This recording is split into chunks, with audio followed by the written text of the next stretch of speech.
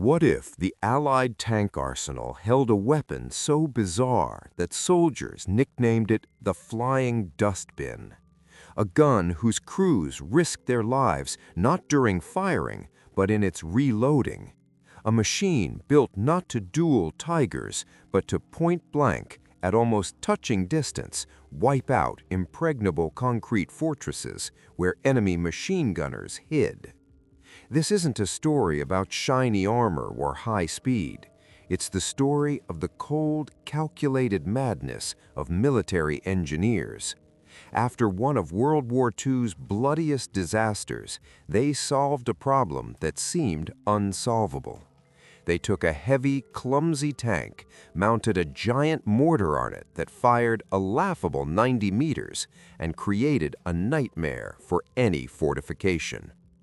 In this video, you'll discover how a failure that cost thousands of lives spawned the Allies' most unusual assault weapon, why the crew had to literally lean out of the hatch under fire to load their own gun, how this wheeled trash can not only crushed bunkers but even stopped a fearsome panther with one close-range blast, and why the command of one army refusing these machines doomed its soldiers to hell on a beach codenamed Omaha. This isn't just a tale of iron and powder. It's the story of the price of one shot that changed everything. Watch till the end. The most shocking details and legendary episodes await in the finale. August 1942. The coast of the French city of Dieppe, washed by the cold waters of the English Channel, was to be a proving ground for the future invasion of the continent. However, the operation, conceived as a large-scale reconnaissance in force and tactical rehearsal, rapidly turned into one of the most tragic pages in Allied history. Roughly 6,000 soldiers, mostly Canadian volunteers, landed on the pebble beaches under cover of aircraft and armor. Command hoped to test the strength of German defenses and practice combined arms operations, but reality exceeded the darkest expectations. Instead of relatively weak outposts, the Allies found a deeply echeloned, meticulously detailed system of fortifications that would later be known as the Atlantic Wall. The shoreline had been turned into a veritable fortress region. Numerous concrete pillboxes with roofs capable of withstanding a direct hit from an aerial bomb, machine gun nests positioned for crossfire, artillery emplantments hidden in cliffs, all formed a deadly trap. German crews, entrenched in their reinforced concrete shelters, met the landing with an organized hail of fire, literally sweeping everything living off the narrow strip of shore. Standard assault tactics, honed in previous campaigns, failed completely here. Infantry, caught in the open under murderous machine gun and artillery fire, was pinned to the ground, unable to even raise their heads, let alone advance. Individual brave souls tried to crawl towards embrasures, only to be cut down by bursts. Special assault teams of engineers, tasked with the primary job of blowing up fortifications, suffered catastrophic losses. They died by the dozens without even getting within grenade-throwing distance of their targets. The very idea to deliver explosives to a bunker wall on foot, under fire, proved utopian. Things weren't any better for the armor. Support tanks, meant to suppress firing points, got stuck in the deep coastal shingle. Their tracks spun uselessly. The vehicles lost momentum and turned into immobile, convenient targets for German anti-tank guns that had pre-sighted the entire sector. Armor didn't save them. Tanks were knocked out one after another by accurate hits. By the end of that bloody day, having failed to achieve a single objective, the Allies were forced to retreat, losing over 3,000 men killed, wounded, and captured. The operation ended in complete failure. Yet, in military affairs, even the most crushing defeat can become a source of invaluable experience. The Dieppe disaster served as a harsh but clear lesson. Military strategists and engineers understood definitively. The army of the future invasion wouldn't need just more tanks or soldiers. It needed a fundamentally new weapon. Regular infantry was powerless against concrete and steel, and classic tanks, designed to fight their own kind or support advances in open terrain, couldn't effectively storm powerful permanent fortifications. A machine of a completely different type was required. A clear and extremely difficult task was formulated: create an armored vehicle capable under heavy fire to approach an enemy bunker at point-blank range, withstand fire from its embrasures, and with one precise, unbelievable power strike guaranteed to destroy the fortification and its garrison. This had to be not just a tank, but a specialized assault tool, a can opener for cracking the impregnable fortress of the Atlantic Wall. The Dieppe failure launched a secret program aimed at creating such a weapon, and the first step was finding a suitable base for the future engineering monster. Once the need for a fundamentally new assault tool was recognized, military engineers faced a difficult choice: on what tank chassis to build it. The requirements were contradictory and tough. The machine had to combine near-impenetrable armor for close combat, exceptional cross-country capability over the most complex terrain, space for non-standard armament and extra equipment, and potential for upgrades.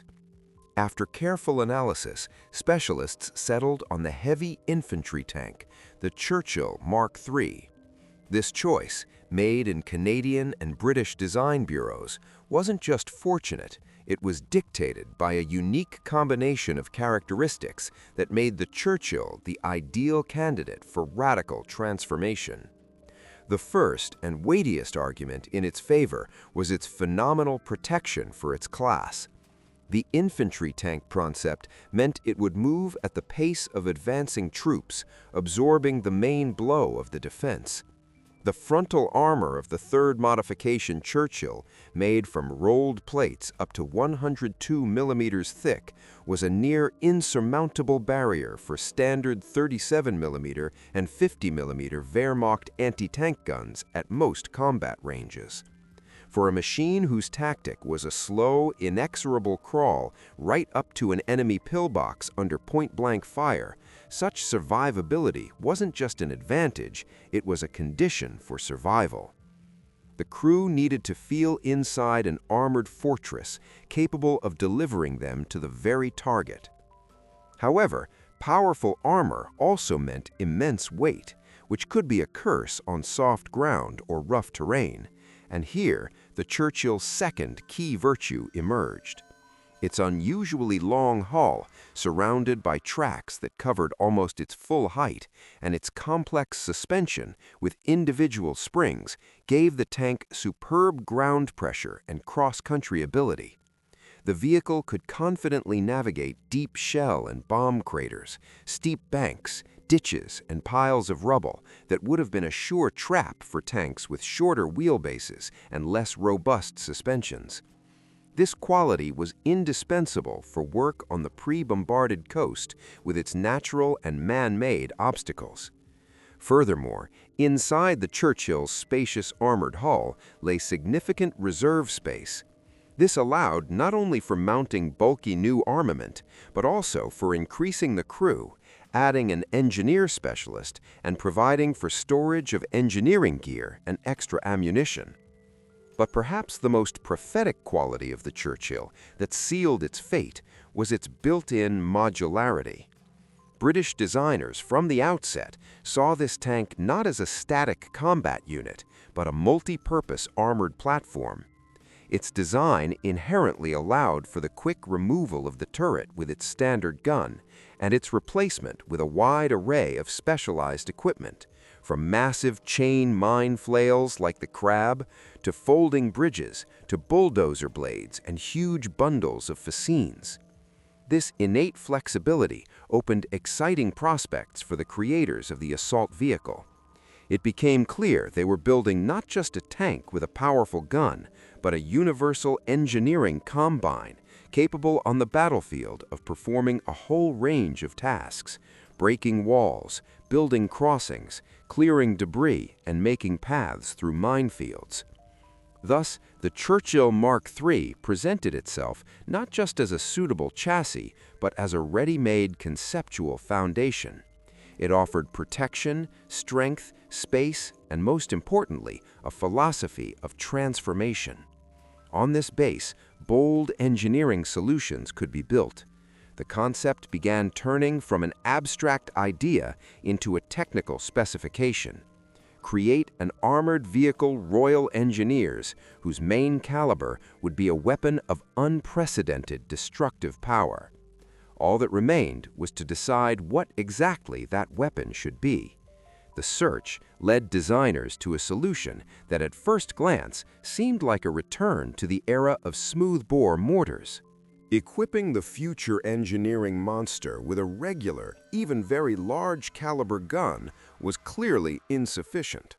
Standard tank guns, designed to fight armor, were poorly suited for dealing with reinforced concrete. An armor-piercing shell, with its immense pressure on a small area, often just punched a neat hole straight through a bunker wall, leaving a clean entry and exit, but causing minimal damage to the defenders inside. High-explosive shells were more effective, creating destruction via blast wave. But even their power, dispersed over a relatively large area, often wasn't enough against multi-layered fortifications 1.5 to 2 meters thick. Something was needed that wouldn't penetrate, but would collapse, crush, and blow up the entire structure from within. The solution British weaponsmiths arrived at might have seemed to contemporaries a step backward or a technical curiosity. They proposed abandoning high velocities and flat trajectories, turning instead to the seemingly archaic principle of the siege mortar. Thus was born the weapon officially known as the petard, a giant 290mm smoothbore mortar designed for mounting on a tank. Its caliber was larger than many naval guns of the time. The design was deliberately simplified, a short, smooth-bore barrel with only a few guiding lugs inside to give the projectile minimal spin for stability. This simplicity was key to reliability and allowed it to withstand the colossal stress of firing. But the true heart of the system was its unique ammunition, which instantly earned the tankers the apt nickname Flying Dustbin.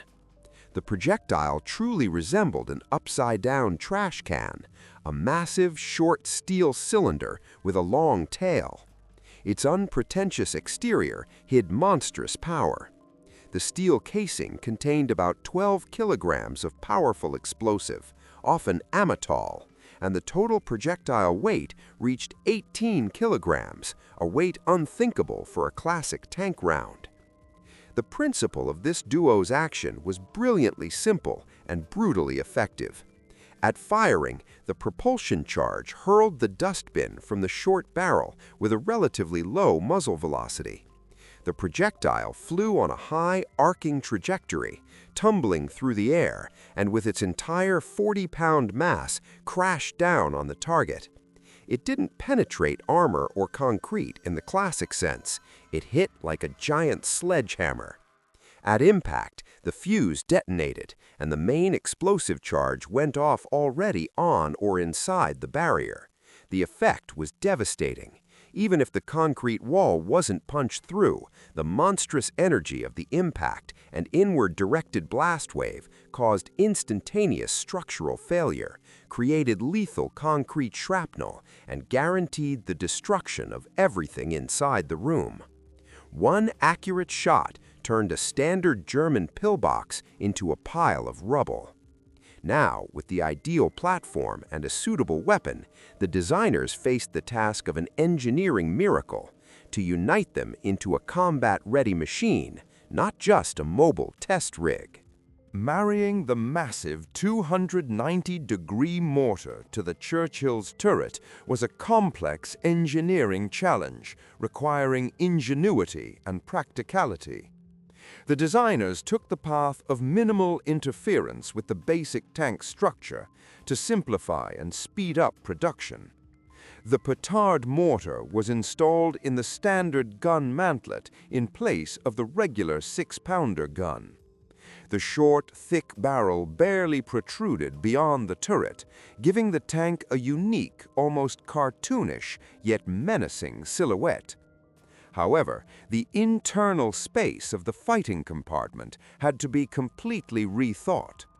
The giant flying dustbins didn't fit in standard racks.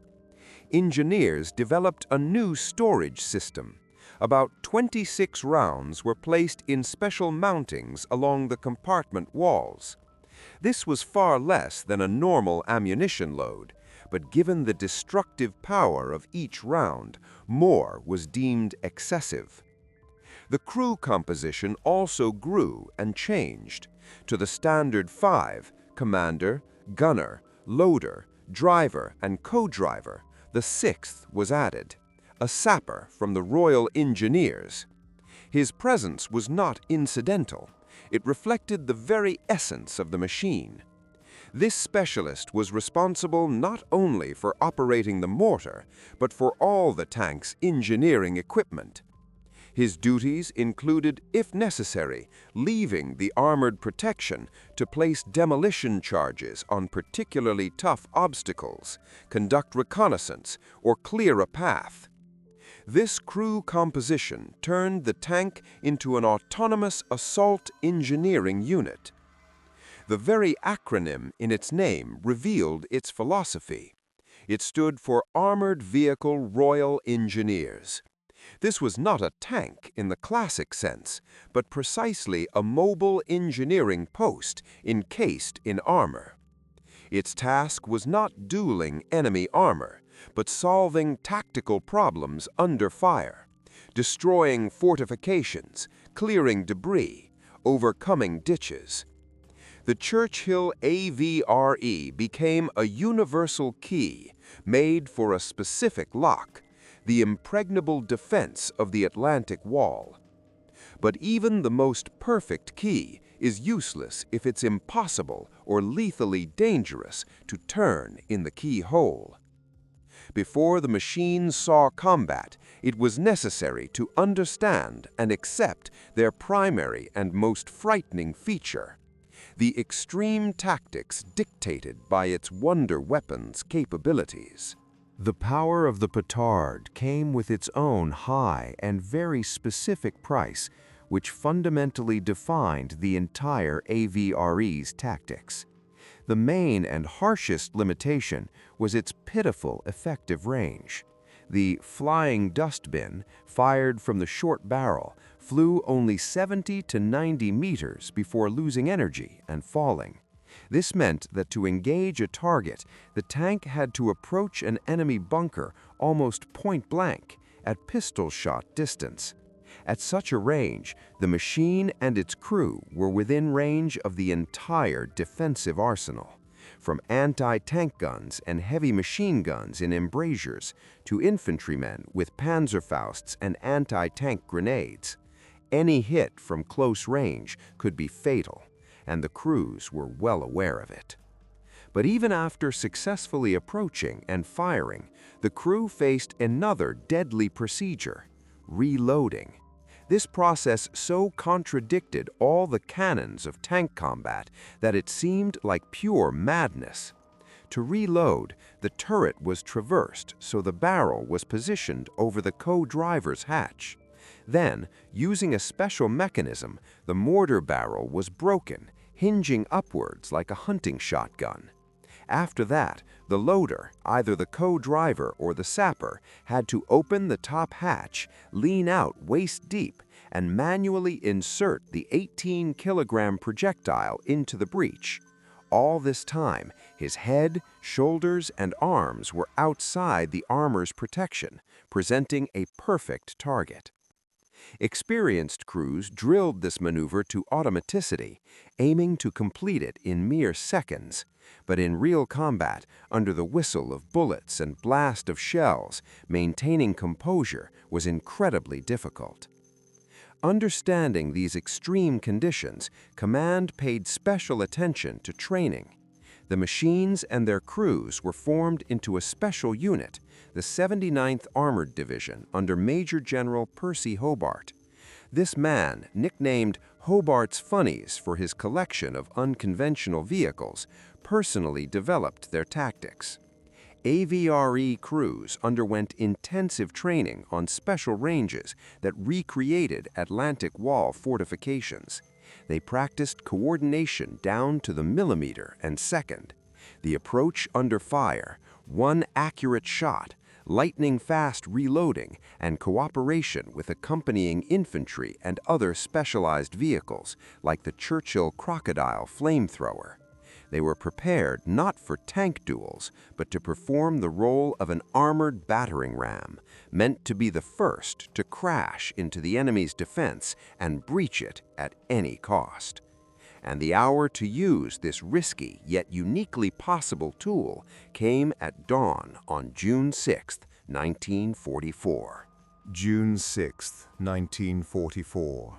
In the gray pre-dawn gloom of the English Channel, among thousands of landing craft heading for the Normandy shores, were transports carrying Churchill AVREs. Around 180 of these low-slung machines, with their short barrels, were to be the spearhead on the British and Canadian beaches, Gold, Juno, and Sword. As the ship ramps fell, the steel monsters drove straight into the surf, risking bogging down in the sand or stalling in the icy water. German machine guns were already stitching the water with lead, and shells sent up fountains around the slowly crawling silhouettes. Every second in the open was precious, and the crews urged their 40-ton machines forward towards the first line of concrete fortifications.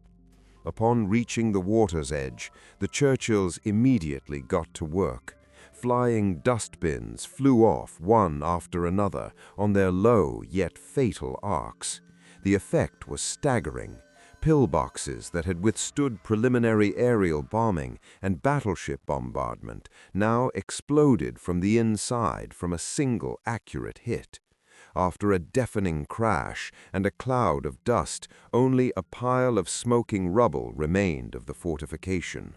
The most deadly tactic proved to be cooperation with Churchill Crocodile flamethrower tanks. First, the Crocodile would approach an embrasure and flood the bunker's interior with a stream of burning fuel. If the fire didn't finish the job, the AVRE stepped in, its projectile completing the work by collapsing the flame-weakened structure. This lethal tandem, death by fire or by blast, inflicted deep psychological shock on the defenders, causing many garrisons to surrender at the sight of the approaching pair of monstrous machines. Losses in AVRE crews were high, the price of working at arm's length. Some machines were knocked out while still approaching the shore, others were destroyed deeper in the defense. However, where Hobart's Funnies were used en masse, the rate of advance was incomparably higher, and infantry losses were lower. The starkest example was the contrast between the British sectors and the American Omaha beach, where command had refused such specialized armor.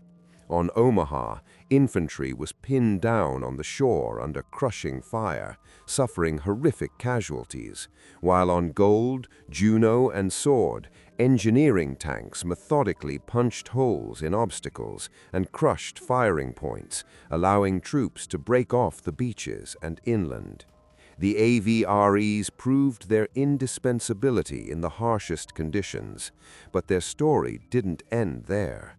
Ahead lay months of fighting, where these machines would face challenges they were never prepared for, and show themselves from the most unexpected side. After the Normandy success, Churchill AVREs continued their service, becoming indispensable aids in assaulting fortified towns and industrial sites in France, Belgium, and Germany. Where infantry was stopped by brick walls of factory workshops turned into fortresses or by barricades on narrow streets, these engineering tanks came to the rescue. They not only breached walls with their dustbins, but also cleared rubble, laid makeshift crossings over craters, ensuring troop movement through urban ruins. One machine could perform a whole range of tasks in a day: destroy a strong point in the morning, fill a ditch at noon, clear a path for infantry by evening. No other Allied combat unit possessed such tactical flexibility. It was in these battles that one of the brightest AVRE legends was born. During fighting in Normandy, one such tank unexpectedly encountered a German Panther, one of the war's fearsome medium tanks. The Churchill's crew found themselves in a hopeless situation. Its mortar was not designed for firing on moving targets. Retreat was impossible, and the commander made a desperate decision to fire. The shell missed the Panther, but exploded a meter from its side. The monstrous force of the blast from 12 kilos of explosive was enough. The shock wave and fragments damaged the running gear and likely concussed the German tank's crew, completely disabling it. This episode, not covered by any manual, vividly demonstrated the devastating power of a weapon meant for fighting concrete. The versatility and survivability of the Churchill chassis proved so high that these machines remained in service even after World War II. New modifications were created on their base, adapted for post-war tasks and potential conflicts. The experience gained from using AVREs was carefully studied and became the foundation for the doctrine of engineering troops in many countries, proving the necessity of specialized armored vehicles for breaching prepared defenses.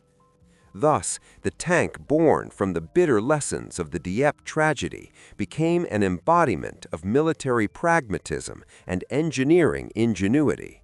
It wasn't the fastest, longest-ranged, or most technological, but it perfectly fit its one and only task: to save the lives of attacking soldiers by taking the main blow and smashing seemingly insurmountable barriers. The Churchill AVRE entered history not just as a curiosity, but as the embodiment of an idea. Sometimes, to solve the most difficult problem, you don't need evolution, but a bold, almost absurd revolution. And its legacy is the thousands of soldiers who made it home because what stood in their way wasn't an enemy embrasure, but a short, thick barrel ready to answer concrete and steel with a flying dustbin full of hell.